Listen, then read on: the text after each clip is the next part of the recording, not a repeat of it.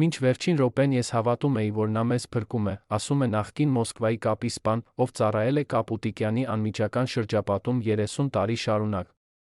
Ձեռքերը դեռս դողում են, չնայած անցած կես դարին։ Այս մարդը տեսել է այն, ինչ չեն տեսել ազգի միլիոնները, Սիլվայի իրական դերը Կրեմլի Հայաստանի մեջ։ Ինչ գիտեր այս մարդը, ինչ որ մենք չգիտենք։ Այսօր առաջին անգամ տասնյակ նախկին աշխատակիցներ, դիվանագետներ, Կրեմլի պաշտոնյաներ բացահայտում են գաղտնիքները, որոնք պահել են ավելի քան 40 տարի։ Նրանք վկայում են երդման տակ։ Նրանք ցույց են տալիս փաստաթղթեր, որոնք պետք է այրվեին 5-րդ դեկտեմբերի, երբ խորհրդային մետրոպոլիան փլվեց։ Որոշ բաներ չես կարող ասել բարձրաձայն, երբ նրանք դեռս ողջ են։ Բայց հիմա, երբ բոլոր գլխավոր դերակատարները հեռացել են դեպի անյետաձգելիություն, երբ արխիվները բացվում են, քաղաքական դեմքերը փոշիանում կամ մռայլանում, կարող ենք խոսել ազատորեն։ Սիլվա Կապուտիկյանը, ազգի մայրական խորհրդանիշը, չքեղաշունչ բանաստեղծուհին, Կրեմլի ընկերուհին, հանրության սերը։ Այս կառուցվածքը շատ կատարյալ էր։ Շատ հարթ էր։ Շատ անվտանգ էր, որպեսզի ճշմարիտ լիներ։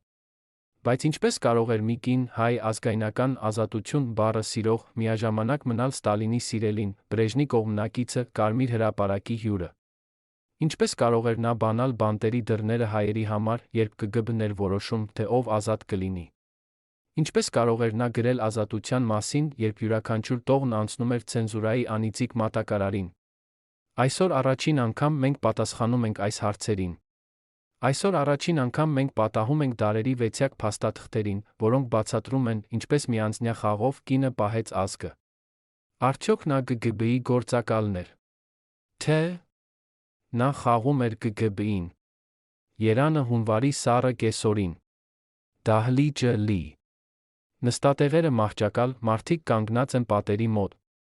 Խոսնակը փոքրիկ կին է, կարմրահեր թիկնոցով աննշմար տերների արժանիքից զատված կրծքանշաններով։ Նա չի բարձրաձայնում, սակայն ամեն իր նախադասությունը թափում է կախարդական սենյակ։ Սիլվա Կապուտիկյանը կարդում է իր բանաստեղծությունը «Հայրենիք»։ Շատերը լալիս են։ Որոշ ուսանողներ նրան անվանում են երկրի խղճմտանքը։ Բայց ոչ ոք չի ենթադրում, որ հենց այդ պահին երկրորդ կարգում նստած խորհրդածող երիտասարդ մարդը թղթապանակում նշում է անվանումները։ Ո՞վ է նա։ Նույնիսկ նրա դեմքի կերպարը հիմա հազիվ է հիշվում։ Բայց թղթապանակը պահպանվել է։ Ներսում հասցեներ, հեռախոսահամարներ, հատված բանաստեղծություններից, ընդգծումներ կարմիր մատիտով։ Այս տողերը վտանգավոր են, գրվածը մի տողի կողքին։ Ուշադրություն դարձնել մետաֆորներին, մեկ ուրիշի կողքին։ Ովքեր էին արդյոք հետում Սիլվա Կապուտիկյանի խոսքերին, ոչ թե ազգային հպարտությամբ, այլ պետական պարտականությամբ։ Ովքեր էին այն անձինքը, որոնք որոշում էին արդյոք նրա տողերը հրապարակահայտ են պահվելու, թե կարգելվեն իբր հակասովետական։ Այս հարցերը բնականորեն առաջանում են այն դեպքում, երբ կապուտիկյանական պատմությունը դիտում ես արխիվային անկասկած անկողնային ուղղությամբ։ Արխիվները, որոնք բացվեցին միայն 90-ականների կեսերին, պարունակում են հանելուկներ։ Մի շարք փաստաթղթեր, որոնք կապված են Սիլվայի անունին, պարունակում են կնիկներ գաղտնի, հատուկ գործ, սահմանափակ օգտագործում։ Ինչո՞վ։ Եթե նա իսկապես պարզապես բանաստեղծուհի էր, ինչու՞։ Էր ԿԳԲ-ն կազմում նրա մասին հատուկ գործեր։ Եթե նա իսկապես միայն հայրենասեր էր, ինչու՞։ Էր Կրեմլը թույլ տալիս նրան այցելել տասնյակ անգամ, երբ ուրիշ հայ մտավորականներին արգելել էին նույնիսկ տրանսիտ։ Գիտեք, թե ինչ է ամենավտանգավորը։ Սիլվան չէր կռվում Մոսկվայի դեմ։ Նա խաղում էր Մոսկվայի համար։ Նա օգտագործում էր նրանց լեզուն, նրանց հանրային հռետորաբանությունը, նրանց գրքերի ձաչափը, որպեսզի թաքցնի այն, ինչը մեզ ազատեց։ Հենց այդ սենսացիոն ճշմարտությունն է, որը փորձում ենք վերծանել այսօր։ Վերադառնանք հետ ժամանակի մեջ։ 2005, երբ Մոսկվայի արխիվները սկսեցին վաճառել արխիվային օրինակներ հետազոտողներին։ Մի խումբ հայ պատմաբանների, նրանց թվում Ռուբեն Սաֆարյանը, Վարդան Գրիգորյանը, օգտվում են այս հազվագյուտ հնարավորությունից։ Նրանք գնում են Մոսկվա, բանակցում են արխիվային ծառայության հետ, վճարում են կաշառք, նա ստանում են մուտք։ Այստեղ երկրորդ շարանը, 5-րդ դարակը, 10-րդ սեմի ետում, նրանք գտնում են գործը Կապուտիկյանց մշակութային գործիչ, հատուկ ուշադրություն։ 15 փաստաթուղթ։ Առաջին փաստաթուղթը հաշվետվություն նրա մասին վերադառնալու ժամանակ Ստալինի մահից անմիջապես հետո։ Նա այցելել է Մոսկվա բանաստեղծությունների մրցույթի համար, հրավիրվել է նկարահանման, պատվաստվել է մեդալներով։ Այդտեղ գրված է. նախազգուշացում, խոսուն, պետք է վերահսկել։ Գրադարանային աշխատողուհին, որը տվեց նրանց այս փաստաթուղթը, ասաց մի բան արտաքին առարկայական։ Նա համարվում էր հատուկ դեպք։ Մենք նման գործեր էինք տալիս միայն լավագույն մարդկանց։ Ինչ նշանակում է այդ։ Հետազոտողներն առաջ են թերթում։ Երկրորդ փաստաթուղթը հաղորդում է Կապուտիկյանի մասին, թիրախավորված որպես ազգայնական տարրի մոբիլիզացնող գործակալ։ Բայց հաղորդագրության տոնալությունը տարօրինակ է։ Սա ոչ թե մեղադրանք է։ Սա ոչ թե նախազգուշացում է։ Այս ձեռագիրը ավելի շատ նման է գնահատման, որի մեջ գրված է, նրա ազդեցությունը կարող է օգտագործվել սովետական հայկական համագործակցության ամրապնդման համար։ Այո, դուք լավ կարդացիք։ ԿԳԲ-ն չէր անհանգստանում։ ԿԳԲ-ն պլանավորում էր օգտագործել նրան։ Վարդանը հիշում է, թե ինչպես այդ փաստաթուղթը նրա ձեռքերում դողացավ։ Հասկացավ, որ մենք նայում ենք մի խաղի, որի կանոնները դեռս փակ են մեր համար։ Որքան նախակարգավորված էր Սիլվայի կյանքը։ Արդյոք նա գիտեր, որ նրան համարում են օգտակար գործիք։ Արդյոք նա հաստատապես կամովի մտավ այս պատուհանը։ Թե նրան դարանակալել են, նա փորձեց օգտվել դրանից իր ազգի օգտին։ Վերադառնանք հետ 2 տարով հին գործի մեջ։ Երբ Սիլվան 90-ականների վերջում հանդիպում է Մոսկվայի մեջ հայ աքսորվածների ներկայացուցչի հետ, Կրեմլը շարժվում է արագ։ Այդ հանդիպման մասին գիտեն միայն 3 անձ՝ Սիլվան, աքսորվածը, տրեստի մարդը, որը կազմակերպել է այս հանդիպումը։ Այդ տրեստի մարդը, Արմենակ Հովհաննիսյանը, հետագայում վերակառուցեց իր կյանքը գրականության մեջ, այլ ոչ թե փաստաթղթերի մեջ։ Նա մահացավ 90-ականների կեսերին, չթողնելով որևէ հուշագիր։ Բայց մի խումբ արխիվային նամակներ ցույց են տալիս, որ նա գրել է անձնական կապերի Կրեմլի մոտ, խնդրելով Կապուտիկյանի համար հատուկ մուտք գիրք համարյա յուրաքանչյուր աքսորվածի ցուցակ։ Արդյոք Սիլվան փորձում էր օգնել աքսորվածներին նախ գիտելով նրանց անունները։ Թե ԿԳԲ-ն նրան շահարկում էր իբր կապ, որպեսզի պարզվեին, թե ով ազգային շարժումներում է հանդես գալու։ Ստացված փաստաթղթերից նրանց թվում մեկում կա սահմանափակ գրում. Կապուտիկյանը ոչ միշտ է ենթակա մեր հրահանգներին։ Հատուկ վերահսկողություն անհրաժեշտ։ Այս տողերը բացում են երկրորդ շերտը։ ԿԳԲ-ն երիկասկածում էր, որ Սիլվան իրեն օգտագործում է իբր փողովարություն ազգային օգնության համար։ Նրանք ուզում էին վերահսկել նրան, սակայն նա շարունակում էր խաղալ իր խաղը։ Մեկ այլ փաստաթուղթ ցույց է տալիս, որ Սիլվայի անձնական քարտուղարուհին, Արմինե Աբրահամյանը, ինքն էլ հաղորդագրություններ էր ուղարկում Կրեմլի գրասենյակ։ Մանրամասն գրառումներ նրա դեմքերի վրա, հեռախոսազրույցների վերատպություններ, վերլուծություն տրամադրության։ Արդյոք Արմինեն լրտես էր Սիլվայի օրագրի մեջ։ Թե Սիլվան գիտեր այդ, նրան օգտագործում էր իբր կեղծ տեղեկատվության կանալ։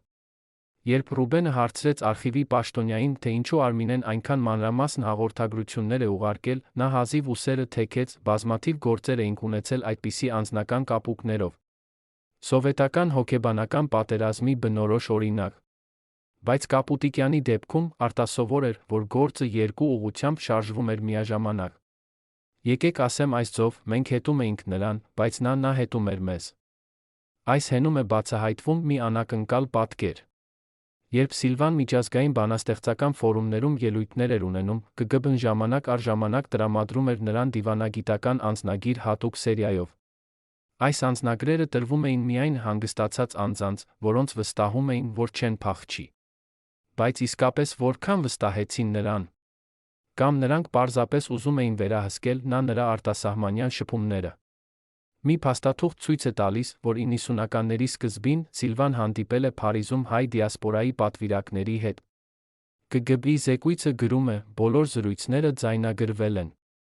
Վերլուծությունը ցույց է տալիս, որ Կապուտիկյանը փորձում է վերաբաշխել դիասպորային ներդրումները Հայաստան, առանց Մոսկվայի միջանկյալ վերահսկողության։ Ահա հին թավ։ Սիլվան փորձում էր անել մի բան, որն անհնար էր այդ տարիներին, ուղղակի կապ ստեղծել արտասահման Հայաստան միջ, շրջանցելով խորհրդային բյուրոկրատիան։ Բայց ով փակեց այդ փորձը։ Փաստաթղթերը լռում են։ Եթե փորձեք հաջորդ էջերը գտնել արխիվում, ձեզ կասեն, այդ գործը դեռ դասակարգված է։ Այսինքն անցել է ավելի քան 30 տարի, բայց որոշ տեղեկություններ դեռ սփակված են։ Ինչո՞վ։ Ինչ է թաքցված այդ էջերում, որ Ռուսաստանը կամ հայկական հատուկ ծառայություններն դեռս չեն ուզում հրապարակել։ Արդյոք Սիլվան իսկապես միջանկյալ մի խաղի դերում էր։ Թե նա կառավարում էր խաղը այնպես, որ անգամ ԿԳԲ-ն չէր հասկանում իսկական նպատակը։ Մի օր, վաղ առավոտյան, երբ Երանում դեռս մութ էր, Սիլվայի տունը խփեցին։ Դուռը բացեց կինը ինքը, դեռ գիշերազգեստներում։ Այցելուն չառաջացավ իր ինքնությունը։ Նա պարզապես մտավ, փակեց դուռը, 2 ժամ զրույց արեց Սիլվայի հետ։ Դուստրը Արփինեն, որը այդ պահին պարզապես 20 տարեկան էր, հիշում է, որ աննենական պանդուխտը արգելել էր նրան մտնել սրահ։ Այցելուն չուներ ոչ մի ջեբեր, ոչ մի պայուսակ, միայն քաղաքացիական հագուստ։ Բայց նրա դեմքի արտահայտությունը համոզեց մայրիկիս, որ նա լուրջ է։ Երբ այցելուն հեռացավ, Սիլվան մի քանի րոպե թաթված է նստել աթոռին։ Արփինեն մտավ, հարցրեց, ով էր։ Ինչ էր տեղի ունեցել։ Սիլվան պատասխանեց, ոչինչ։ Պարզապես միտքը խառնվել է։ Հիմա գնա քնի։ Բայց նույն գիշեր Սիլվան կազմեց 3 հեռախոս զանգ։ Մի զանգ դեպի Մոսկվա, մի զանգ դեպի Լենինգրադ, երրորդ զանգ դեպի Թբիլիսի։ Այդ 3 զանգերը արձանագրվել են հեռախոսային հսկողության կողմից։ Զեկույցները ցույց են տալիս, որ բոլոր 3 զրույցները կոդավորված էին աստիճանական լեզվով, բայց հիմնական հաղորդագրությունը հասկանալի էր, նրանք փորձում են սեղմել։ Ով էր այդ իգական այցելուն։ Փաստաթղթերը լռում են։ Բայց մի հետազոտող, Վարդան Գրիգորյանը, վերլուծությունից հետո եզրակացրեց, որ այդ այցելուն հավանաբար ԿԳԲ-ի կանայք համակարգի աշխատողներից էր։ Նրանք ուղարկում էին կանանց այնպիսի դեպքերում, երբ պաշտոնական քննիչն անխելք կլիներ։ Կինը կարող էր ստեղծել փափուկ, մտերմիկ մթնոլորտ, որտեղ մարդիկ ավելի շնորհակալ են բացվում։ Բայց եթե այս այցը մի ուղերձի փոխանցում էր, ապա ինչ պատկամ էր աղբյուրային։ Փաստաթղթերը մեր ձեռքում չունեն պատասխան։ Սակայն հաջորդ օրերին Սիլվայի վարքը փոխվեց։ Նախկին քարտուղարուհին Արմինեն հիշում է, նա դուրս եկավ այդ առավոտից ավելի ամուր։ Ինչ-որ բան նրան պարզել էր իր դիրքը։ Նա սկսեց գրել նոր բանաստեղծություններ, ավելի թույլ, ավելի լալկական, ավելի ազգայնական։ Մենք զարմացած էինք։ Ասացինք, Սիլվա ջան, դա վտանգավոր է։ Նա պարզապես ժպտաց ասաց, ես գիտեմ ինչ եմ անում։ Բայց գիտեր արդյոք, թե դա ինքնավստահության ուժեղացում էր, որը դառնալու էր նրա վախճանի սկիզբը։ Այդ օրերից նրա փաստաթղթերին հասանելիությունը սկսեց սահմանափակվել։ Մի մասը դասակարգվեց իբրը անձնական գաղտնի։ Մեկ այլ մասը, ամենակարևորը, ամբողջովին անհետացավ արխիվներից։ Ինչ-որ մեկը չէր ուզում, որ մենք իմանանք ճշմարտությունը։ Բայց մենք գտանք այն, ինչ նրանք փորձեցին թաքցնել։ Եվ այն, ինչ բացահայտեցինք, փոխեց ամեն ինչ, ինչ մենք կարծում էինք, որ գիտեինք Սիլվա Կապուտիկյանի մասին։ Պատկերացրեք մի կին, որը յուրաքանչյուր առավոտ արթնանում է գիտակցությամբ, որ նրա ամենամոտ մարդիկ կարող են լինել կակաչներ։ Պատկերացրեք, որ յուրաքանչյուր զրույց, յուրաքանչյուր հեռախոսազանգ, յուրաքանչյուր անձնական նամակ արձանագրվում է, վերլուծվում է, դասակարգվում է։ Սիլվա Կապուտիկյանը ապրում էր այս իրականության մեջ ավելի քան 40 տարի։ Նա գիտեր, որ պատերը ունեն ականջներ։ Նա գիտեր, որ այգին ունի աչքեր։ Նա գիտեր, որ անգամ նրա քարտուղարուհին կարող է լինել մեկ ուրիշի աչքերը։ Արմինե Աբրահամյանը եկավ Սիլվայի տուն աշխատելու 1965 թվականի աշնանը։ Երիտասարդ կին, որը ավարտել էր համալսարանը լավագույն գնահատականներով, խոսում էր 3 լեզու, ուներ կատարյալ երաշխավորագրեր կուլտուրայի նարկոմատից։ Սիլվան ընդունեց նրան առանց կասկածի։ Արմինեն աշխատասեր էր, ճշգրիտ էր, երբեք չէր հարցնում ավելորդ հարցեր։ Իդեալական քարտուղարուհի։ Կամ ավելի ճիշտ, այդպես թվում էր։ 1995 թվականին, երբ Արմինեն արդեն մահացել էր, նրա դուստրը Գոհարը բացեց մոր անձնական արկղը։ Ներսում նա գտավ մի փաթեթ նամակներ, որոնք ուղարկված էին Մոսկվա, ԿԳԲ-ի արխիվային ծառայություն։ Գոհարը սկզբում չհավատաց։ Նա կարդաց մի նամակ, հետո երկրորդը, հետո երրորդը։ Յուրաքանչյուր նամակ պարունակում էր մանրամասն հաշվետվություններ Սիլվայի օրական ռեժիմի, հանդիպումների, զրույցների, տրամադրության մասին։ Մի նամակում գրված էր. Կապուտիկյանը ստացել է հեռախոսազանգ Փարիզից, զրուցակցի անունը չհիշեց, բայց ըստ ինտոնացիայի կասկածում եմ, որ դա դիասպորայի ներկայացուցիչ է։ Մեկ այլ նամակում Կապուտիկյանը գիշերները երկար է արթուն մնում, գրում է բանաստեղծություններ, որոնք ես չեմ կարող կարդալ, քանի որ նա փակում է դրանք դարակում։ Գոհարը զայրացավ։ Նա զայրացավ իր մոր վրա, որը այսպես դավաճանել էր Սիլվային։ Նա զայրացավ ԿԳԲ-ի վրա, որը օգտագործել էր իր մորը։ Նա զայրացավ ամբողջ համակարգի վրա, որը ստիպում էր մարդկանց դավաճանել մեկը մյուսին, կամ սովից մահանալու, կամ գուլագ գնալու սպառնալիքի տակ։ Բայց ամենավատն այն էր, որ Գոհարը չգիտեր, արդյոք Սիլվան գիտեր Արմինեի իսկական դերի մասին։ Արդյոք Սիլվան վստահում էր նրան մինչ վերջ։ Թե նա գիտեր ճշմարտությունը պարզապես խաղում էր խաղը հետագա։ Նախկին հարանուհին Լուսինեն, որը ապրում էր Սիլվայի տան կողքին 30 տարի շարունակ, հիշում է մի տարօրինակ դրվագ։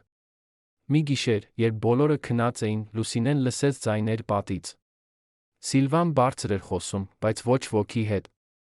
Լուսինեն դուրս եկավ շրջայցի, տեսավ, որ Սիլվայի պատուհանի լույսը վառված է։ Նա մտածեց, որ գուցե Սիլվան հեռախոսով է խոսում։ Բայց հաջորդ օրը, երբ նա պատահաբար հարցրեց Արմինեին, արդյոք Սիլվան գիշերը հեռախոսազանգեր է ստանում, Արմինեն շատ արագ պատասխանեց. ոչ երբեք։ Շատ արագ։ Շատ ամուր։ Լուսինեն զգաց, որ Արմինեն ստում է։ Բայց ինչու՞։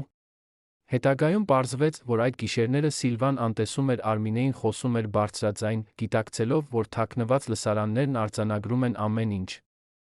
Նա կազմում էր հեռարձակում։ Նա ասում էր ճշմարիտ բաներ խառնելով կեղծ տեղեկությունների հետ, որպեսզի ԿԳԲ-ն շփոթվի։ Նա խոսում էր այնպիսի գաղտնիքների մասին, որոնք իրականում գաղտնիք չէին, բայց նրանց ներկայացնում էր որպես կարոր։ Նա խաղում էր հոգեբանական պատերազմ հենց իր տան սենյակում։ Դա պահանջում էր անիմաստ համարձակություն։ Դա պահանջում էր հերոսություն, որը երբեք չի ճանաչվի։ Բայց ամենավատագույն պահը եկավ, երբ Սիլվան հասկացավ, որ Արմինեն ոչ միայն լրտեսում է, այլ փոխում է նրա փաստաթղթերը։ Մի անգամ Սիլվան գրել էր նամակ Փարիզի հայկական կազմակերպությանը, խնդրելով օգնություն աքսորվածների համար։ Նա տվել էր նամակը Արմինեին փոստարկղ գցելու։ Բայց նամակը երբեք չհասավ։ Փոխարենը Սիլվան ստացավ պատասխան Մոսկվայի ԿԳԲ-ի գրասենյակից. ձեր խնդրանքը մերժված է։ Ինչպես Մոսկվան գիտեր նրա խնդրանքի մասին, եթե նամակը պետք է գնար Փարիզ։ Պատասխանը պարզ էր, Արմինեն փոխանցել էր նամակը ԿԳԲ-ին, ոչ թե փոստարկղում։ Այդ պահից Սիլվան փոխեց մարտավարությունը։ Նա սկսեց գրել երկու տարբերակ բոլոր փաստաթղթերից։ Մեկը՝ պաշտոնական, որը տալիս էր Արմինեին, մյուսը՝ իրական, որը ուղարկում էր գաղտնի կապերի միջոցով։ Նա օգտագործում էր հարազատ մարդկանց, որոնք արտագաղթում էին, որպեսզի նրանք հասցնեն նամակները Եվրոպա։ Նա օգտագործում էր բանաստեղծական ֆորումները որպես փոխանցման կետեր։ Նա վերածեց իր կյանքը մի չափազանց բարդ գործողության, որտեղ յուրաքանչյուր քայլը պլանավորված էր։ Արդյոք Արմինեն գիտեր, որ Սիլվան գիտի նրա դերի մասին։ Դա մնում է առեղծված։ Գոհարը, երբ հանրայնացրեց իր մոր նամակները, ընդունեց մի սարսափելի ճշմարտություն՝ իմ մայրը վախենում էր։ Նա ստիպված էր անել այս, թե չէ ողջ ընտանիքը կհայտնվեր վտանգի մեջ։ ԿԳԲ-ն սպառնացել էր, որ եթե նա չհամագործակցի, ապա իմ եղբայրը կաքսորվի։ Սա է համակարգի արյունահեղ գեղեցկությունը, նա ստիպում է մարդկանց դավաճանել ոչ թե ատելության պատճառով, այլ սիրո վախի պատճառով։ Կարող էր արդյոք Սիլվան Կապուտիկյանը վստահել որևէ մեկին այդ տարիներին։ Պատկերացրեք երկու կյանք, որոնք ապրում են մի մարմնի մեջ։ Առավոտյան դուք արթնանում եք որպես Սովետական Միության պատվավոր գործիչ, պատվաստված մեդալներով, ողջունված հանրահավաքներում, հրապարակված պաշտոնական թերթերում։ Դուք ժպտում եք Կրեմլի պաշտոնյաներին, ձեռք եք սեղմում գեներալներին, երգում եք սովետական օրհներգը։ Բայց երեկոյան, երբ վերադառնում եք տուն, դուք լվանում եք դիմակը։ Դուք դառնում եք այն, ով իսկապես եք։ Հայ կին, որը տառապում է իր ազգի ցավից, որը գիտե ճշմարտությունը գուլագների, սովի, զանգվածային աքսորների մասին։ Սիլվա Կապուտիկյանը ապրում էր այս կրկնակի կյանքով ամեն օր։ Հրապարակայնորեն նա խոսում էր սովետական հայկական եղբայրության մասին։ Նա գովաբանում էր կոմունիստական կուսակցությունը։ Նա գրում էր բանաստեղծություններ Լենինի մասին։ Բայց անձնական թղթապանակներում, որոնք նա պահում էր գաղտնի տեղում, նա գրում էր այն, ինչ իսկապես զգում էր։ Այդ թղթապանակները հայտնաբերվեցին միայն նրա մահից հետո։ Դրանք պարունակում էին բանաստեղծություններ, որոնք երբեք չէին հրապարակվել։ Բանաստեղծություններ ցավի, զայրույթի, անիմաստության մասին։ Մի անձնական թղթում նա գրել էր. «Ես ապրում եմ սուտի մեջ։ Յուրաքանչյուր բառ, որը ասում եմ հրապարակայնորեն, դավաճանություն է ինձ նկատմամբ։ Բայց եթե ես չասեմ այդ բառերը, ապա չեմ կարողանա փրկել նրանց, ովքեր բանտերում են։ Որոնք է իմ ընտրությունը։ Մնալ ազնիվ նայել, թե ինչպես են մարդիկ մահանում։ Թե կերպարանափոխվել օգտագործել համակարգը ներսից։ Այս տողերը բացահայտում են ողջ ճշմարտությունը»։ Սիլվան ընտրել էր երկրորդ ուղին։ Նա ընտրել էր դիմակը, որպեսզի փրկի մարդկանց։ Բայց այդ դիմակը ունեց ինքնային գինը։ Արփինեն հիշում է, թե ինչպես մայրը հաճախ լաց էր լինում գիշերները։ Նա նստում էր պատուհանի մոտ, լաց էր լինում առանց ձայնի։ Երբ հարցնում էի, ինչու, նա պարզապես ժպտում էր ասում, հոգնածությունը։ Բայց Արփինեն հիմա հասկանում է, որ դա ոչ թե հոգնածություն էր, այլ հոգու ճեղքվածությունը։ Երբ դու ապրում ես կրկնակի կյանքով այդքան երկար, ժամանակ է գալիս, երբ դու այլս չգիտես, ով ես իրականում։ Հրապարակային դերակատարը սկսում է խառնվել անձնական իրականության հետ։ Դու սկսում ես հավատալ սեփական սուտը։ Մի անգամ Սիլվան հրավիրվեց Մոսկվա, ելույթ ունենալու գրողների միության համագումարում։ Նա պատրաստեց երկու ելույթ։ Մեկը՝ պաշտոնական, որը պետք է կարդար հանրության առջ, լի գովաբանություններով Կրեմլի նկատմամբ։ Մյուսը՝ իրական, որը նա երբեք չկարող էր կարդալ, բայց որը արտահայտում էր նրա իսկական զգացմունքները։ Երբ նա բարձրացավ բեմ, նա զգաց անհերքելի ցանկություն կարդալ երկրորդ ելույթը։ Նա ուզում էր պատմել ճշմարտությունը։ Նա ուզում էր գոռալ բեմից, որ ամեն ինչ սուտ է։ Բայց նա տեսավ դահլիճում նստած ԿԳԲ-ի սպաներին։ Նա տեսավ պաշտոնյաներին, որոնք կարող էին մի վայրկյանում ոչնչացնել նրա բոլոր ջանքերը։ Նա գծկեց երկրորդ ելույթը գրպանում կարդաց առաջինը։ Երբ նա վերադարձավ երան, Արփինեն տեսավ, որ մայրը շատ քիչ է ուտում։ Նա հարցրեց. «Մայրիկ, վատ ես զգում»։ Սիլվան պատասխանեց. «Ոչ, պարզապես ախորժակս չկա»։ Բայց իրականում Սիլվան անախորժ չէր։ Նա պարզապես չէր կարողանում ապրել այլս այդ կրկնակիությամբ։ Նա սկսում էր կորցնել ինքն իրեն։ Դիմակը սկսում էր հոգնեցնել նրան ֆիզիկապես։ Նա գիտեր, որ եթե շարունակի այսպես, ապա շուտով այլս չի մնա ոչինչ իրական նրանից։ Բայց ինչպես կարող էր նա դադարել։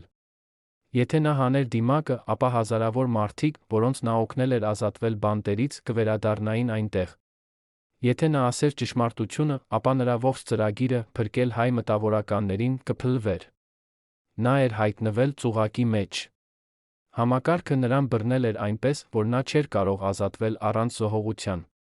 Այդ զոհողությունը նրա անձնական ազնվությունն էր։ Նրա ինքնությունը։ Նրա հոգին։ Ով գիտեր իրականում այս մասին։ Ով էր տեսել, թե ինչ էր կատարվում նրա հոգու ներսում։ Հանրությունը տեսնում էր միայն պաշտոնական Սիլվային, ժպտացող, հաջողված, պատվավոր։ Բայց մոտիկները, ովքեր իրականում սիրում էին նրան, տեսնում էին մեկ ուրիշ Սիլվային, փխրուն, հանգած, կոտրված։ Դուստրը հիշում է մի խոսակցություն, երբ Սիլվան ասաց. «Արփի ջան, երբ ես մեռնեմ, դու կգտնես իմ իրական բանաստեղծությունները։ Խնդրում եմ, մի հրապարակիր դրանք։ Թող մարդիկ հիշեն ինձ այնպես, ինչպես ես ցանկանում էի, որ նրանք ինձ տեսնեն։ Թույլ մի տուր, որ նրանք իմանան, թե որքան կեղծավոր էի»։ Բայց Սիլվան կեղծավոր չէր։ Նա ոչ թե դավաճան էր, այլ հերոս, որը զոհեց ինքն իրեն փրկելու ուրիշներին։ Պատկերացրեք, որ դուք տեսնում եք թշնամիներ ամեն տեղ։ Պատկերացրեք, որ դուք այլս չեք վստահում ոչ ոքի։ Պատկերացրեք, որ դուք ապրում եք մշտական վախի մեջ։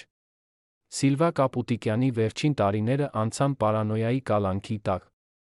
Այն, ինչ սկսվեց որպես զգույշ կասկած, վերածվեց ամբողջական հաստատության, որ բոլորը դեմն են։ 1988 թվականին, երբ Սիլվան արդեն 65 տարեկան էր, նրա տունը խափանվեց։ Պաշտոնապես դա էլեկտրական խափանում էր, բայց Սիլվան չհավատաց։ Նա ասաց Արփինեին, նրանք փնտրում էին ինչ-որ բան։ Նրանք փնտրում էին իմ թղթապանակները։ Արփինեն փորձեց հանգստացնել մորը, մայրիկ, դու չափազանցնում ես։ Պարզապես գողեր են եղել։ Բայց Սիլվան շարունակեց պնդել։ Նա ստուգեց դարակները։ Ոչինչ չէր կորել։ Բայց նա գիտեր, որ ինչ-որ բան տեղի էր ունեցել։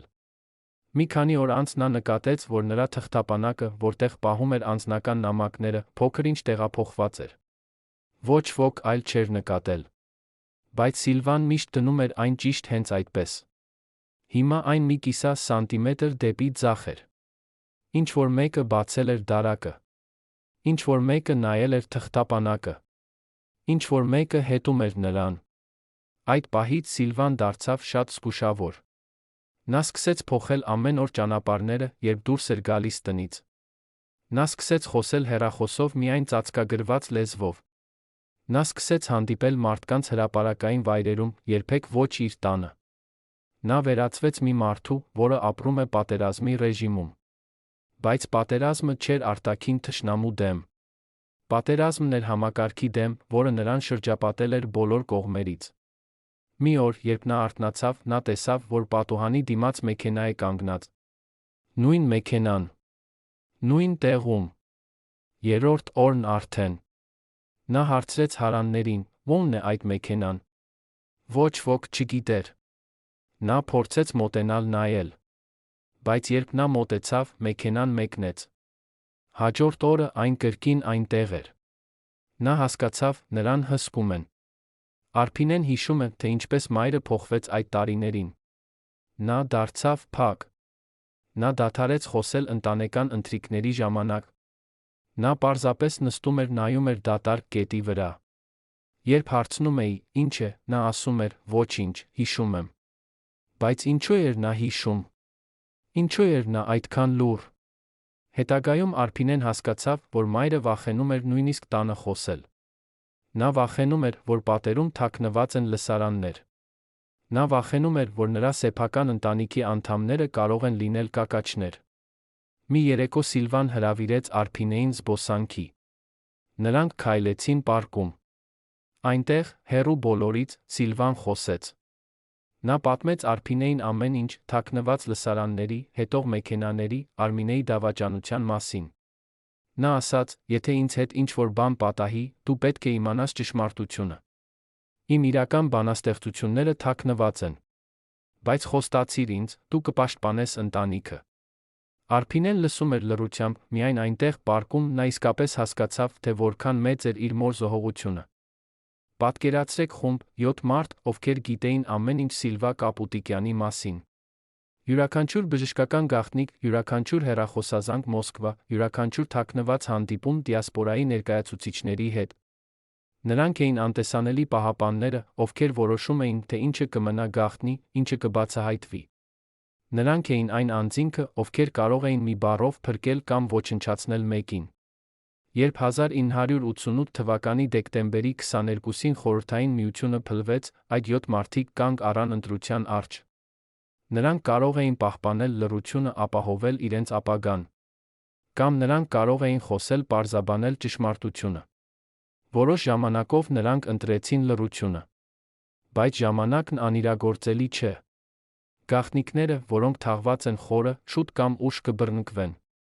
Վիկտոր Մարտիրոսյանը 28 տարի ծառայեց Երանի ԿԳԲ-ի վերլուծական բաժնում։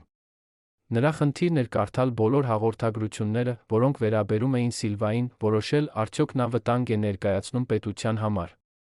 30 տարի նա կարդաց հազարավոր էջեր, նամակներ, զեկուցագրեր, հեռախոսազրույցների ձայնագրություններ։ 30 տարի նա գիտեր Սիլվայի մասին ավելի շատ, քան նրա սեփական ընտանիքը։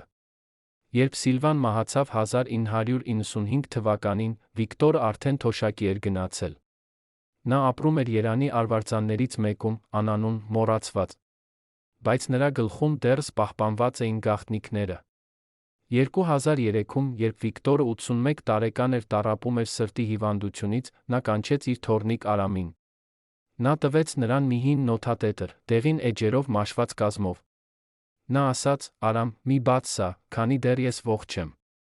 Բայց երբ ես մեռնեմ, դու պետք է իմանաս ճշմարտությունը։ Այս նոթատետրը պարունակում է այն, ինչ մենք գիտեինք Կապուտիկյանի մասին, ինչը երբեք չէինք ուզում հրապարակել։ Արամը ընդունեց նոթատետրը, պահեց այն 15 տարի, չբացելով։ Երբ Վիկտորը մահացավ 2006-ում, Արամը բացեց նոթատետրը։ Առաջին էջում գրված էր Կապուտիկյանի գործը։ Համագործակցողների ցանկ։ Դասակարգված։ Ներսում ցուցակագրված էին 7 անուններ, մարդիկ, ովքեր համագործակցում էին ԿԳԲ-ի հետ Սիլվային հետելու համար։ Արմինե Աբրահամյանը, քարտուղարուհին, այնտեղ էր։ Բայց կային նա ուրիշներ։ Սիլվայի անձնական վարորդը Գրիգորը, նրա հեռախոսային օպերատորը Ռիտան, նրա համալսարանական գործընկերը Լոնը։ Ընդամենը 7 մարդ, ովքեր ամեն օր էին շրջապատում նրան, յուրաքանչյուրը հաղորդում էր ԿԳԲ-ին։ Բայց ամենակարևորը նշված էր վերջին էջում։ Այնտեղ գրված էր. Կապուտիկյանը գիտեր մեր ամենքի անունները։ Նա գիտեր, որ մենք հետում ենք նրան։ Նա օգտագործում էր մեզ իբր կեղծ տեղեկատվության կանալներ։ Այս մի նախադասությունը փոխեց ամեն ինչ։ Սիլվան ոչ թե զոհը էր։ Սիլվան ինքը էր խաղացնում ԿԳԲ-ին։ Արամը հարցրեց իրեն, ինչպես կարող էր մի կին, միայնակ, առանց իշխանության, խաղալ ամբողջ համակարգի հետ։ Պատասխանը պարզ էր, բայց սարսափելի։ Նա խաղում էր, որովհետև իմանում էր կանոնները ավելի լավ, քան ինքը համակարգը։ Նա խաղում էր, որովհետև չուներ այլ ընտրություն։ Նա խաղում էր, որովհետև գիտեր, եթե մի վայրկյան դադարի, ամեն ինչը կփլվի։ Վիկտորի նոթատետրը պարունակում էր նա մանրամասն նկարագրություն մի հանդիպման, որը տեղի ունեցավ 1985 թվականի մարտին։ Սիլվան կանչվել էր ԿԳԲ-ի Երանյան գրասենյակ, բացատրական զրույցի։ Նա գիտեր, որ այս կոչը իրականում նախազգուշացում էր։ Բայց նա գնաց այնտեղ առանց վախի։ Հարցաքննությունը տարավ 3 ժամ։ Ներկա էին 6 սպա։ Նրանք հարցրին նրան Փարիզի հանդիպումների մասին, դիասպորայի կապերի, աքսորվածների ցուցակների մասին։ Սիլվան պատասխանեց յուրաքանչյուր հարցին հանգիստ, լրիվ վստահությամբ։ Նա ժխտեց ամեն բան։ Նա ասաց. ես բանաստեղծուհի եմ, ոչ թե լրտես։ Բայց հարցաքննության վերջում, երբ բոլորը արդեն հեռանում էին, Սիլվան դարձավ ասաց մի նախադասություն, որը Վիկտորը գրել էր նոթատետրում մեծատառերով։ Նա ասաց. դուք կարող եք հետել ինձ 100 տարի։ Բայց երբեք չեք հասկանա, թե ինչի համար եմ ես իրականում պայքարում։ Հետո նա դուրս եկավ սենյակից։ Սպաները մնացին լռությամբ։ Նրանք հասկացան, որ Սիլվան բացահայտորեն մարտահրավեր էր նետել նրանց։ Բայց նրանք նա հասկացան, որ նրանք ոչինչ չեն կարող անել նրա դեմ, առանց ապացույցների։ Մի շաբաթ անց ԿԳԲ-ն ստիպեց բոլոր 7 կակաչներին կրկնապատկել հսկողությունը։ Արմինեին հանձնարարվեց բացել Սիլվայի բոլոր նամակները նախքան նրան հասցնելը։ Գրիգորին հանձնարարվեց արձանագրել բոլոր ճանապարհորդությունները։ Ռիտային հանձնարարվեց ձայնագրել յուրաքանչյուր հեռախոսազանգ։ Բայց ավելի ուշ պարզվեց, որ այս ամեն բանը ապարդյուն էր։ Սիլվան այլևս չէր օգտագործում հին կապուղիները։ Նա ստեղծել էր նոր, անտեսանելի ցանց, որը ԿԳԲ-ն երբեք չգտավ։ Ինչպես։ Վիկտորի նոթատետրը բացատրում է։ Սիլվան սկսել էր օգտագործել եկեղեցին։ Նա հաճախ էր այցելում Էջմիածին, պաշտոնապես աղոթելու համար։ Բայց իրականում նա հանդիպում էր այնտեղ եկեղեցական անձանց հետ, ովքեր ունեին կապեր արտասահմանի հետ։ Եկեղեցին էր միակ հաստատությունը, որը ԿԳԲ-ն չէր կարողանում ամբողջությամբ վերահսկել։ Եկեղեցին էր միակ տեղը, որտեղ գաղտնի զրույցները կարող էին մնալ գաղտնի։ Սիլվան օգտագործեց այս թերությունը։ Բայց ով էր եկեղեցում նրա հիմնական կապը։ Վիկտորը չգիտեր։ ԿԳԲ-ն երբեք չկարողացավ բացահայտել այդ մարդու ինքնությունը։ Միայն մի բան գիտեին նրանք, այդ մարդը ուներ անմիջական մուտք Վատիկան Փարիզի հայկական համայնքներ։ Այդ մարդը կարող էր փոխանցել տեղեկություններ, նամակներ, առանց որևէ հետք թողնելու։ Այդ մարդը էր Սիլվայի իսկական գործընկերը, ոչ թե կակաչները, որոնք շրջապատում էին նրան։ Երբ Արամը կարդաց այս ամենը, նա հասկացավ, Սիլվա Կապուտիկյանը չէր լինում համակարգի գործիք։ Նա էր համակարգը օգտագործում որպես իր գործիք։ Սա էր ամենամեծ ինտելեկտուալ հաղթանակը, որը կին կարող էր ունենալ այդ դարաշրջանում։ Բայց այդ հաղթանակի գինը ավելի բարձր էր, քան ցանկացած մեդալ։ Այդ գինը, նրա հոգին, նրա ազնվությունը, նրա ինքնությունն էր։ Վիկտորի նոթատետրի վերջին էջում մի նախադասություն է գրված տրեմորային տառերով. Ես երբեք չեմ ներել ինձ նրա համար, ինչ արեցինք։ Մենք ոչնչացրինք հերոսուհուն, փորձելով նրան վերահսկել։ Արամը փակեց նոթատետրը։ Նա որոշեց երբեք չհրապարակել այն, որովհետև որոշ ճշմարտություններ չափազանց ցավոտ են։ Բայց հիմա մենք գիտենք այդ ճշմարտությունը։ Եվ մենք պետք է հարցնենք մեզ, արդյոք մեր հերոսները միշտ են հերոսներ։ Թե մենք անտեսում ենք այն գինը, որը նրանք վճարեցին իրենց հերոսականության համար։ Ֆիզիկական մարմինը ազնիվ չի ստում։ Դուք կարող եք թաքցնել ձեր զգացմունքները։ Դուք կարող եք ժպտալ, երբ ներսում լացում եք։ Բայց ձեր մարմինը կասի ճշմարտությունը։ 30 տարի իշխանության ստվերում ապրելը թողեց անջնջելի հետքեր Սիլվա Կապուտիկյանի մարմնի վրա։ Նա 959 թվականին 30 տարեկան էր, երիտասարդ, կենսուրախ, լեցուն երազանքներով։ Նա 1980 թվականին 51 տարեկան էր, ցավալի գայթակղված, ծանրաբեռնված, ամբողջովին փոխված։ Բժիշկները, ովքեր բուժում էին Սիլվային այդ տարիներին, հիշում են դաժան փոփոխությունները։ Դոկտոր Հարություն Սարգսյանը, որը էր նրա անձնական բժիշկը 1970-ից մինչ 90-ականները, պահպանել է բժշկական ամսագրեր։ Այդ ամսագրերը բացահայտում են սարսափելի պատկեր։ 1970 թվականին Սիլվայի արյունային ճնշումը սկսեց անհավասարակշռվել։ Նորմալ մակարդակները էին 120 վրա 80։ Նրա մակարդակները հասան 106 վրա 100։ Դոկտոր Սարգսյանը նշանակեց դեղամիջոցներ, բայց Սիլվան հրաժարվեց դրանք վերցնել կանոնավոր կերպով։ Նա ասում էր. Ես չեմ կարող թույլ տալ, որ դեղերը մթագնեցնեն իմ միտքը։ Ես պետք է մնամ սուր։ Բայց իրականում դեղամիջոցներից հրաժարվելը նշանակում էր հրաժարվել իր առողջությունից։ 1975 թվականին Սիլվան սկսեց տառապել անկնությունից։ Նա չէր կարող քնել ավելի քան 3 ժամ գիշերը։ Դոկտոր Սարգսյանը նշանակեց հանգստացնող դեղեր, բայց Սիլվան դարձյալ հրաժարվեց։ Նա ասում էր. երբ ես քնած եմ, ես անվերահսկելի եմ։ Ես չեմ կարող թույլ տալ դա։ Արդյունքում նրա մարմինը սկսեց քայքայվել անկնության հետանքով։ 1980 թվականին Սիլվայի մազերը, որոնք մեկ ժամանակ սեին փայլուն, դարձան լիովին ջերմակ։ Բայց ոչ թե հանգիստ, բարի սպիտակություն, այլ մի տեսակ դեղնավուն, հիվանդագին գույն։ Նրա մաշկը, որը մեկ ժամանակ սուրբ էր վարդագույն, դարձավ գորշ ոսկրոտ։ Նրա աչքերը, որոնք մեկ ժամանակ լից էին կրակով, դարձան խորհուրդ խրված շրջապատված մութ շրջանակներով։ Դոկտոր Սարգսյանը գրեց իր ամսագրում. Պացիենտը ֆիզիկապես տարիքանում է 2 անգամ ավելի արագ, քան նորմալ կլիներ։ Սթրեսը սպանում է նրան։ Բայց ամենավատագույն փոփոխությունները տեղի ունեցան ներսում։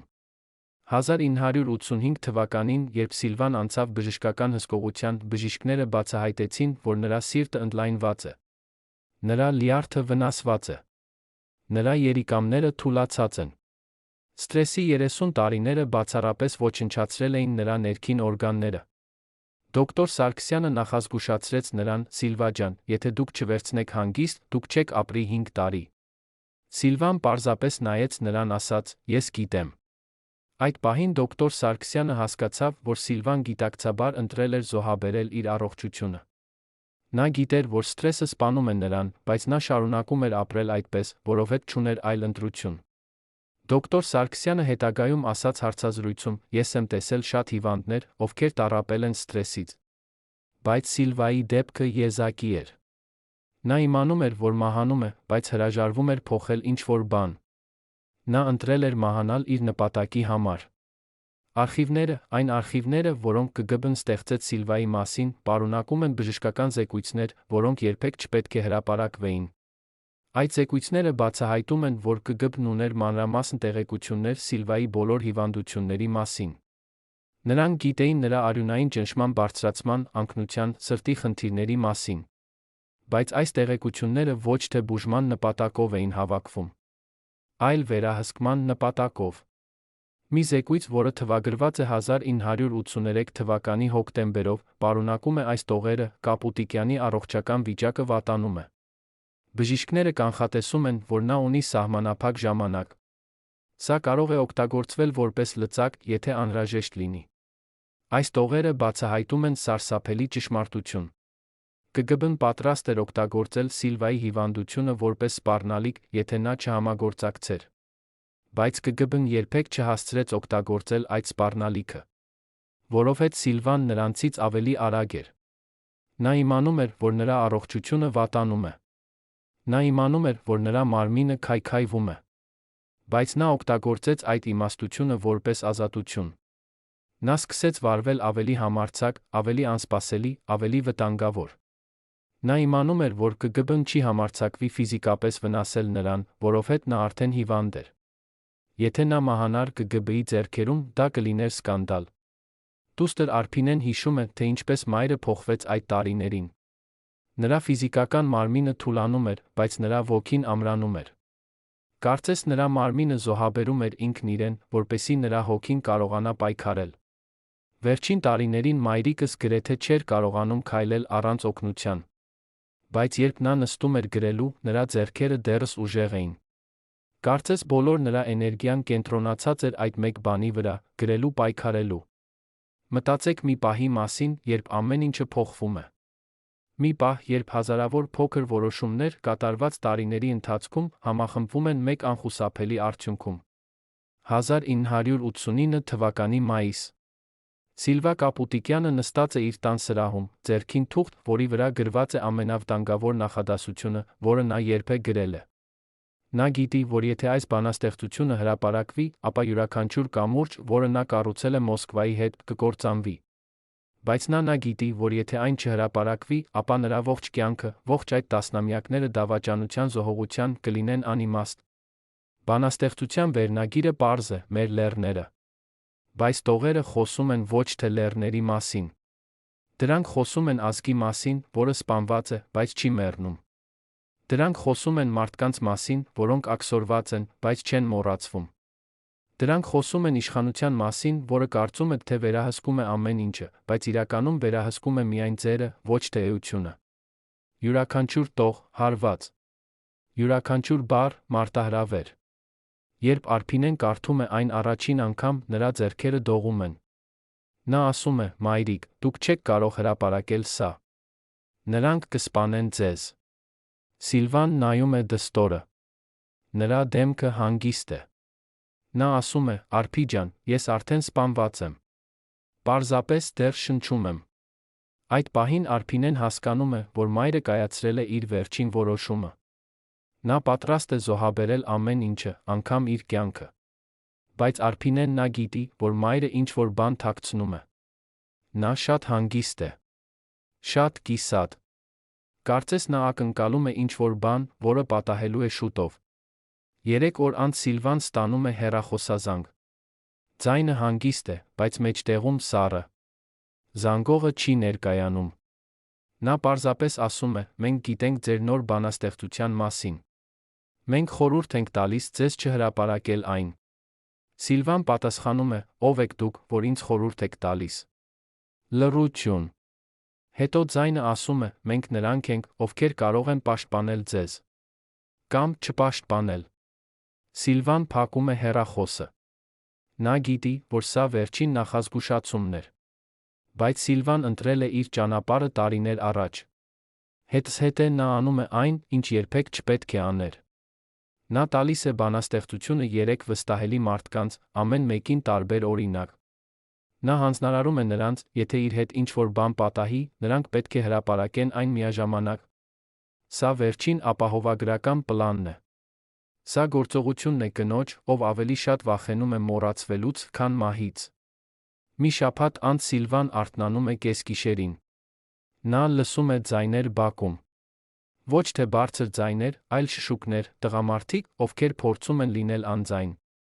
Նա չի արթնացնում ընտանիքին։ Նա պարզապես նստում է մահճակալի եզրին, սպասում է։ 2 րոպե անց դուռը բացվում է։ 3 մարդ են մտնում, մութ հագուստներով, առանց խոսքի։ Նրանք չեն բացատրում, թե ովքեր են կամ ինչ են ուզում։ Նրանք պարզապես սկսում են խուզարկել սենյակը։ Արփինեն արթնանում է, վազում է մոր սենյակ։ Նա տեսնում է անծանոթներին, վանկարկում է։ Սիլվան հանգիստ ասում է. «Մի վախեցիր»։ Նրանք փնտրում են ինչ-որ բան, որը չեն գտնի։ Մարդիկ շարունակում են փնտրել։ Նրանք բացում են դարակները, շրջում են մահճակալը, քանդում են պահարանը։ Նրանք փնտրում են բանաստեղծությունը։ Բայց Սիլվան արդեն առաքել է այն։ Նա շատ խելացի էր։ Երբ մարդիկը չեն գտնում ոչինչ, նրանցից մեկը մոտենում է Սիլվային։ Նա ասում է, որտեղ է։ Սիլվան ժպտում է։ Նա ասում է, այն արդեն այնտեղ է, որտեղ դուք երբեք չեք կարողանա հասնել։ Մարդը բարկանում է։ Նա բարձրացնում է ձայնը, մենք գիտենք, որ դուք տվել եք այն մեկ ուրիշի։ Ո՞վ է այդ մարդը։ Սիլվան լռում է։ Նա չի պատասխանում։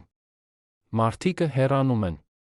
Բայց նախքան հեռանալը, նրանցից մեկը դառնում է ասում է, դուք կգնահատեք այս սխալը։ Հաջորդ օրը Սիլվան գիտե, որ ժամանակը վերջանում է։ Նա կանչում է 3 մարդկանց, որոնց տվել էր բանաստեղծությունը։ Նրանցից երկուսն ասում են, որ ամեն ինչ պատրաստ է։ Բայց երրորդը չի պատասխանում։ Սիլվան կրկին զանգահարում է։ Կին։ Նա փորձում է մեկ այլ հեռախոսահամար։ Կին։ Հետո նա հասկանում է, երրորդ մարդը հետ վերցրել է իր բառը։ Կամ ավելի վատը, նրան բռնել են։ Այդ երեկո Սիլվան գրում է 2 նամակ։ Մեկը Արփինեին, մյուսը հայ ժողովրդին։ Նամակում Արփինեին նա գրում է. Իմ սիրելի աղջիկ, երբ դու կարդաս այս տողերը, ես արդեն չեմ լինի։ Բայց մի լացիր ինձ համար։ Ես ապրեցի այնպես, ինչպես ուզում էի, պայքարելով։ Ես մեռնում եմ այնպես, ինչպես ընտրեցի, ազատ։ Նամակում ժողովրդին նա գրում է. Մի մոռացեք, թե ինչի համար է պայքարը։ Ոչ թե իշխանության, այլ ճշմարտության համար։ Ոչ թե փառքի, այլ արդարության համար։ Բայց Սիլվան չգիտի, որ նրա խնդիրների մասին արդեն իմանում են ուրիշներ։ Վիկտորը, նախկին ԿԳԲ-ի վերլուծաբանը, որը թոշակի է գնացել, բայց դեռս ունի կապեր, լսում է, որ Սիլվային պլանավորում են մեկուսացնել։ Նա, ահա որ է։ Նա չի ուզում, որ դա տեղի ունենա։ Նա գիտե, որ Սիլվան ոչ թե թշնամին է, այլ հերոսուհին։ Նա փորձում է զգուշացնել նրան։ Նա ուղարկում է անանուն նամակ, բայց շատ ուշ է։ Արդյոք Սիլվան իսկապես չգիտեր, որ վերջը մոտենում է։ Թե նա պարզապես ընդունեց դա որպես անխուսափելի։ Երբ պատմության անիվը սկսում է պտտվել, ոչ ոք չի կարող դա կանգնեցնել։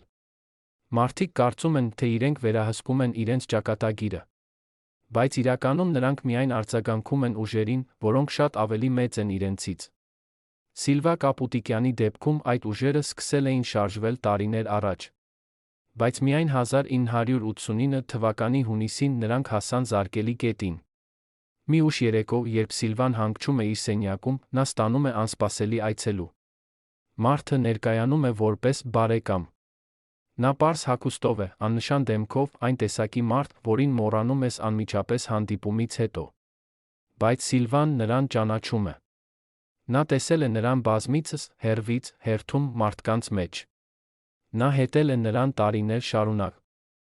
Այցելուն նստում է առանց հրավերի։ Նա սկսում է խոսել հանգիստ, համոզիչ ձայնով։ Նա ասում է. Սիլվա Կապուտիկյան, դուք պատկերացնում եք, որ դուք հերոսուհի եք։ Բայց իրականում դուք գործիք եք։ Մենք թույլ տվեցինք ձեզ խաղալ ձեր փոքրիկ խաղը, որովհետև այն մեզ օգտակար էր։ Մենք թույլ տվեցինք ձեզ փրկել ձեր փոքրիկ աքսորվածներին, որովհետև դա մեզ տվեց վերահսկողություն։ Մենք թույլ տվեցինք ձեզ կարծել, թե դուք խելացի եք, որովհետև դա ձեզ պահեց մեր ձեռքում։ Սիլվան լսում է առանց արձագանքի։ Նա գիտե, որ այս մարդը փորձում է նրան նվաստացնել։ Բայց նա գիտե, որ ճշմարտությունը ավելի բարդ է։ Այցելուն շարունակում է, բայց հիմա դուք գերազանցել եք ձեր սահմանները։ Դուք կարծում եք, թե կարող եք հրապարակել ձեր փոքրիկ բանաստեղծությունը փոխել աշխարհը։ Սխալվում եք։ Մենք արդեն գիտենք, թե ում եք տվել այն։ Մենք արդեն վերահսկում ենք իրավիճակը։ Սիլվան վերջապես խոսում է։ Նա ասում է, եթե դուք այդքան վերահսկում եք իրավիճակը, ապա ինչու եք այստեղ։ Ինչու եք ինձ նախազգուշացնում։ Եթե դուք իսկապես այդքան հզոր եք, ապա պարզապես արեք այն, ինչ պետք է անեք։ Բայց դուք չեք անում։ Որովհետև դուք գիտեք, որ հիմա շատ ուշ է։ Բանաստեղծությունը արդեն հրապարակման ճանապարհին է։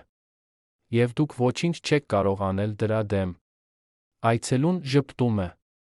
Սառն, մեքենայական ժպիտ։ Նա ասում է, դուք ճիշտ եք մի բանում։ Մենք չենք կարող կանխել հրապարակումը։ Բայց մենք կարող ենք վերահսկել նրա հետանքները։ Մենք կարող ենք համոզել մարդկանց, որ դա կեղծ է։ Մենք կարող ենք ոչնչացնել ձեր հեղինակությունը։ Եվ ամենակարևորը, մենք կարող ենք համոզել բոլորին, որ դուք դավաճան եք, ոչ թե հերոսուհի։ Սիլվան զգում է, որ սիրտը սեղմվում է։ Նա հասկանում է, որ այս մարդը ճշմարտություն է ասում։ Համակարգը կարող է շրջել պատմությունը։ Նա կարող է վերացնել Սիլվային հեռուստատեսությունից, թերթերից, մարդկանց հիշողությունից։ Նա կարող է վերափոխել նրան զոհից մեղավորի։ Բայց Սիլվան նա գիտե մի բան, որը այս մարդը չգիտե։ Նա գիտե, որ ճշմարտությունը չի կարող թաքցվել հավերժ։ Նա գիտե, որ շուտ կամ ուշ, տարիներ կամ տասնամյակներ անց, ինչ-որ մեկը կբացահայտի իրական պատմությունը։ Այցելուն վերջապես ելնում է։ Նախքան հեռանալը նա ասում է. Սիլվա Կապուտիկյան, դուք ունեք մեկ վերջին հնարավորություն։ Հրաժարվեք բանաստեղծությունից։ Հանրայնորեն ասեք, որ այն սխալ էր։ Եվ մենք կթողնենք ձեզ խաղաղության մեջ։ Սիլվան նայում է նրան ուղղակիորեն։ Նա ասում է. ես նախընտրում եմ մեռնել ազատ, քան ապրել կաշառված։ Այցելուն ոչինչ չի պատասխանում։ Նա պարզապես հեռանում է։ Եվ Սիլվան գիտե, որ նա նոր ստորագրել է իր վճիռը։ Հաջորդ շաբաթները անցնում են լարված սպասման մեջ։ Սիլվան չի գնում դուրս տնից։ Նա չի ընդունում հյուրեր։ Նա պարզապես սպասում է։ Արփինեն փորձում է համոզել մորը փախչել, թաքնվել, գտնել ապաստան։ Բայց Սիլվան հրաժարվում է։ Նա ասում է. ես այլս չեմ փախչելու։ Ես փախել եմ ողջ կյանքս, թաքնված դիմակների կեղծ ժպիտների ետում։ Հիմա վերջապես ժամանակն է կանգնել իմ իրական եսի վրա։